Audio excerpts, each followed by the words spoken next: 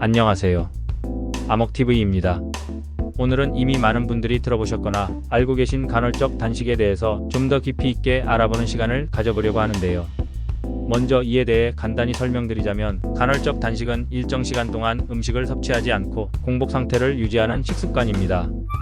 체중 감량, 건강 증진, 나아가 장수에 도움이 된다는 이야기가 많지만 모든 사람에게 효과적이거나 적합하지는 않습니다. 오늘은 의학적, 과학적 연구 사례를 통해 간헐적 단식의 효과 부작용에 대해 알아보고, 그리고 어떤 사람에게 도움이 되고 어떤 사람에게는 해가 되는지, 올바른 간헐적 단식의 방법은 무엇이며 주의사항은 어떤 게 있는지까지, 그야말로 간헐적 단식의 모든 걸 알아보는 시간을 가져보겠습니다. 시작 전 구독과 좋아요, 알림 설정을 해주시면 제가 너무 좋아요. 자, 우선 간헐적 단식에 대한 연구 결과를 통해 그 효과와 부작용을 알아보겠습니다. 먼저 2015년 오비서티 리뷰주에 발표된 연구에 따르면, 간헐적 단식은 체중 감소뿐 아니라 인슐린 민감도를 개선하고 공복 혈당과 콜레스테롤 수치를 낮추는 데 효과적이라는 결과가 나타났습니다. 체중 감량과 대사 건강에 도움이 된다는 이야기인데요. 여기서 많은 분들이 체중 감량에 집중하실 텐데, 진짜 중요한 건 대사 건강에 도움이 된다는 부분입니다. 간헐적 단식의 기본 전제가 원래보다 적게 먹는 겁니다. 살은 당연히 빠지는 게 정상입니다. 하지만 굶어서 살을 빼면 몸에 여러 가지 문제가 생길 수 있는데요. 간헐적 단식은 적게 먹지만 오히려 건강에 도움이 될 수 있다는 부분이 중요한 겁니다. 그럼 다른 연구 결과도 살펴볼까요? 2016년 노벨 생리의학상을 받은 요시노리 오스미의 연구는 단식 중에 활성화되는 자가포식 메커니즘이 세포의 손상을 복구하고 노화 관련 질환을 예방하는 데 기여한다고 밝혔습니다. 간헐적 단식이 세포 재생과 노화 예방에도 도움이 된다는 내용이네요. 장수에도 도움이 되겠네요. 2018년 셀 머태벌리점에 발표된 연구는 간헐적 단식이 뇌 유래신경 영양 인자를 증가시켜 기억력과 학습 능력을 향상시키고 알츠하이머와 같은 신경퇴행성 질환의 위험을 줄일 수 있다고 보고했습니다. 간헐적 단식은 뇌 건강과 기억력 향상에도 좋군요. 어메리칸 하트 어소시에이션에서 발표한 연구에 따르면, 간헐적 단식은 혈압을 낮추고 염증을 줄이며 심혈관계 질환의 위험을 감소시키는 데 효과가 있었습니다. 간헐적 단식은 심혈관 건강에도 긍정적이네요. 2021년 애뉴얼 리뷰 오브 누트리션에서는 간헐적 단식이 체지방을 효과적으로 줄이고 근육 손실을 최소화하는 데 기여할 수 있다는 점을 강조했습니다.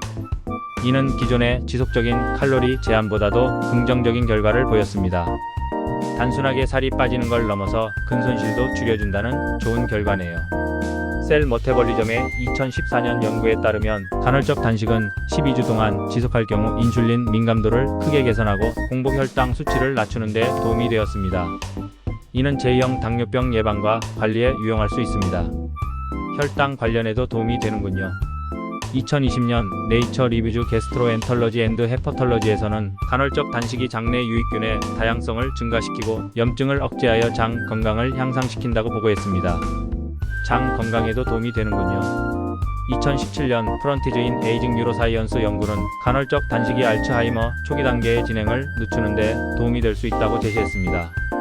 치매를 치료까지는 아니지만 예방하거나 진행을 늦출 수 있다는군요.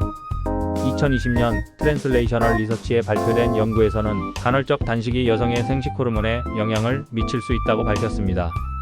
특히 장기적인 단식이 생리불순이나 에스트로겐 불균형을 유발할 가능성이 있음을 지적했습니다. 이건 악영향에 대한 사례네요.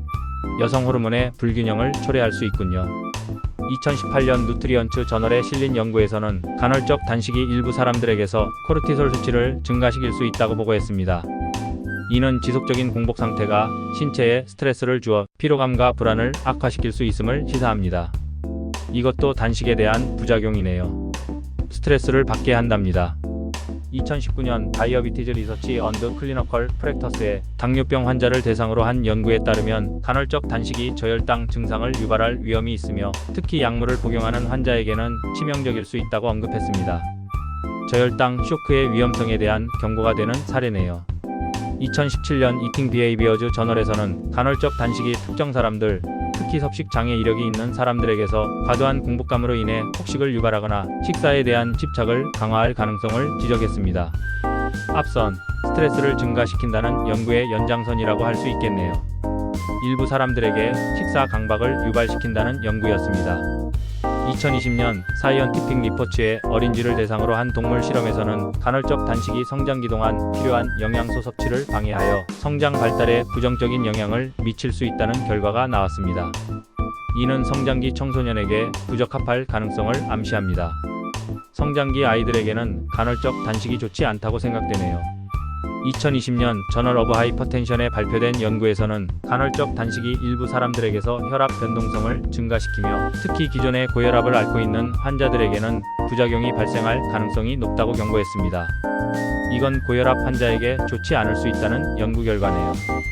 2020년 유러피언 저널 오브 스포트 사이언스에서는 공복 상태로 운동할 경우 에너지가 부족해 운동 수행 능력이 떨어질 수 있다는 점을 지적했습니다. 이는 고강도 운동을 즐기는 사람들에게 단점으로 작용할 수 있습니다. 굶으니 힘이 없는 건 당연한 거겠죠? 2019년 저널 오브 클리니컬 엔도크로날로지 앤드 머테벌리즘 연구는 갑상선 기능 저하증 환자에게 간헐적 단식이 부정적인 영향을 미칠 수 있다고 보고했습니다. 이는 갑상선 호르몬 분비와 대사 속도를 저하시킬 수 있기 때문입니다. 이것도 특정 질환이 있는 분들께 악영향을 미칠 수 있다는 연구 결과네요. 자, 사례는 여기까지 알아보도록 하고요. 장점과 단점에 대해 정리해 보겠습니다. 먼저 간헐적 단식의 장점으로는 첫 번째 장점은 체중 관리가 편해진다는 겁니다. 칼로리를 계산하지 않아도 단식 시간에 맞춰 먹다 보면 자연스럽게 과식을 피하게 되고 그 덕에 체중 감량 효과를 볼 수 있는데요. 식사 시간을 딱 정해놓고 그때만 먹으면 되니까 복잡하지 않습니다. 이게 정말 좋죠. 딱 맞춰서 먹기만 하면 되니까 스트레스 없이 체중 관리가 가능해집니다. 그리고 다른 장점으로 대사 개선이 있습니다. 단식은 지방 연소를 촉진하고 혈당도 조절하는 데 도움을 주는데요. 인슐린 민감도가 좋아지고 대사 속도가 빨라지기도 합니다. 이렇게 되면 체지방이 빠지고 혈당도 안정돼서 건강한 몸 상태를 유지할 수 있습니다.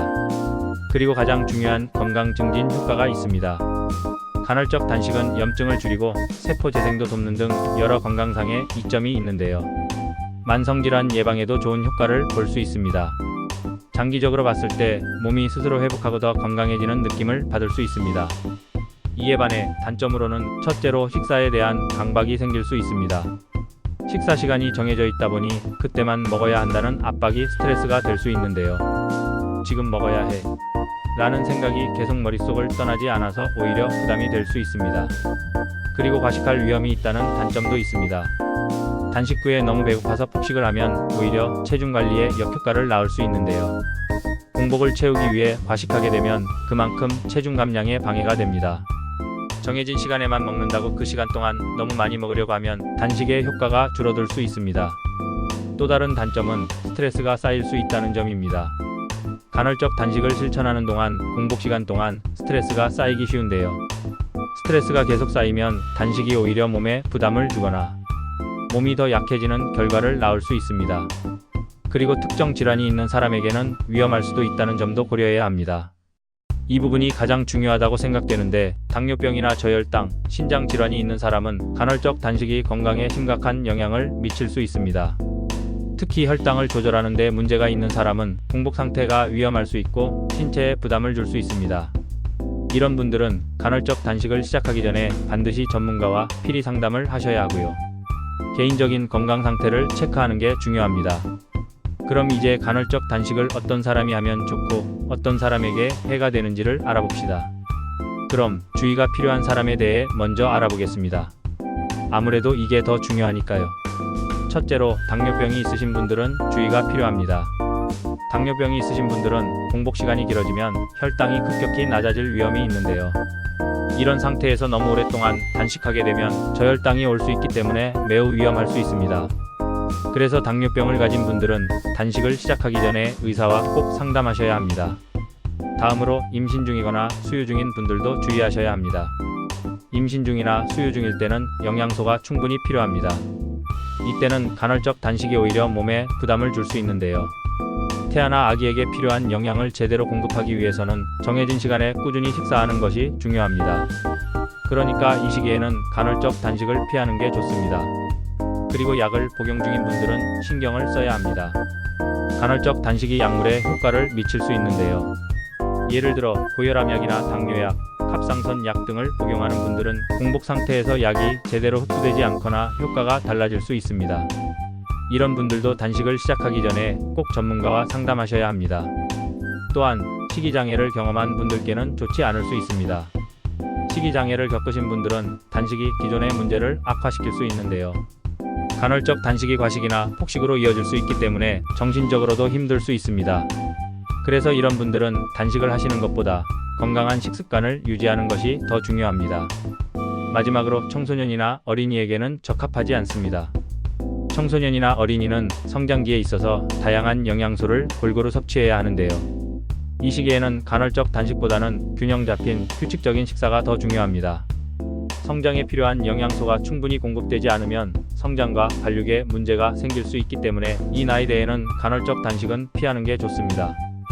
이상이 간헐적 단식을 하실 때 주의하셔야 할 분들이고요. 지금까지 이야기한 것에 해당 사항이 없는 분들은 간헐적 단식에 적합하다고 할 수 있겠네요. 체중 관리나 혈당, 콜레스테롤 수치를 관리하고 싶은 분들, 그 외에도 더 건강하시고 싶은 분들, 일반적인 건강한 성인이시면 한번 시도해 보셔도 좋습니다. 규칙적인 생활을 하시거나 운동을 병행하시는 분들은 조금 더 적합할 것 같습니다. 자, 그럼 이제 간헐적 단식의 올바른 방법과 주의사항을 알려드리고 오늘 시간을 마치겠습니다. 간헐적 단식을 시작할 때는 자신의 생활 패턴과 건강 상태에 맞는 방식을 선택하셔야 합니다. 대표적인 방식으로 16대8 방식, 5대2 방식, OMAD, 24시간 단식이 있습니다. 16대8 방식은 하루 16시간 동안 단식하고 8시간 동안만 식사를 합니다.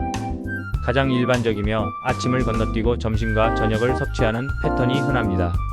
5대2 방식은 일주일 중 5일은 평소대로 식사하고 2일은 하루 500에서 600칼로리 정도로 제한하는 방식입니다. OMAD는 말 그대로 하루에 한 끼만 먹는 방식으로 공복 시간을 최대화합니다. 참고로 초보자에게는 권장되지 않습니다. 그리고 24시간 단식은 일주일에 한두 번은 하루 종일 단식하고 나머지 날은 평소처럼 먹는 겁니다. 알려드린 방법 중 본인에게 가장 잘 맞는 방식을 선택하시면 됩니다만 지금부터 알려드리는 주의사항을 꼭 지키시는 게 좋습니다. 먼저 단식 시간은 점진적으로 늘리세요. 처음부터 긴 단식을 시도하기보다는 12시간 공복부터 시작해 점차 시간을 늘리는 것이 좋습니다. 그리고 단식 중 수분은 충분히 섭취하셔야 합니다. 물, 무가당 차, 블랙커피 등의 섭취를 통해 탈수를 방지하고 공복감을 줄이는 게 좋습니다. 또한 식사의 양을 줄이기 때문에 식사의 질을 올리는 게 좋습니다. 단식 이후 폭식하지 않도록 단백질, 섬유질, 건강한 지방이 포함된 균형 잡힌 식단을 유지하시는 게 좋습니다. 그리고 되도록이면 운동과 병행하는 게 좋은데요. 저강도 운동은 단식 중에도 가능하며 고강도 운동은 식사 직후에 하는 것이 좋습니다. 마지막으로 무엇보다 몸의 신호에 귀 기울이셔야 합니다. 몸에 이상이 생기거나 어지럼증, 피로감, 두통 등이 심하면 단식을 중단하고 반드시 전문가와 상담하셔야 합니다. 추가적으로 개인별로 효과가 다르므로 자기 몸에 맞는 방식으로 조정하시고요. 무리하지 마세요. 단식은 건강을 위한 방법일 뿐 스트레스가 되면 안 됩니다. 자신에게 맞는 범위 내에서 유연하게 적용하세요. 간헐적 단식은 체중 감량과 건강 증진에 효과적인 도구가 될 수 있지만 모든 사람에게 적합한 방법은 아닙니다. 자신의 건강 상태와 생활 습관을 고려해 신중히 접근하는 것이 중요합니다. 단식을 시작하기 전 전문가와 상담하고 무리하지 않는 범위 내에서 실천해 보세요. 건강한 습관은 나에게 맞는 방식에서 시작됩니다. 오늘 준비한 내용은 여기까지입니다. 아먹TV는 여러분의 건강생활에 유익한 정보와 건강한 먹거리들에 대해 알려드리는 채널인데요. 오늘 영상이 유익하셨다면 좋아요와 구독, 알림 설정 부탁드립니다. 다음에도 유익한 정보를 가지고 다시 찾아뵙겠습니다. 다들 건강하세요.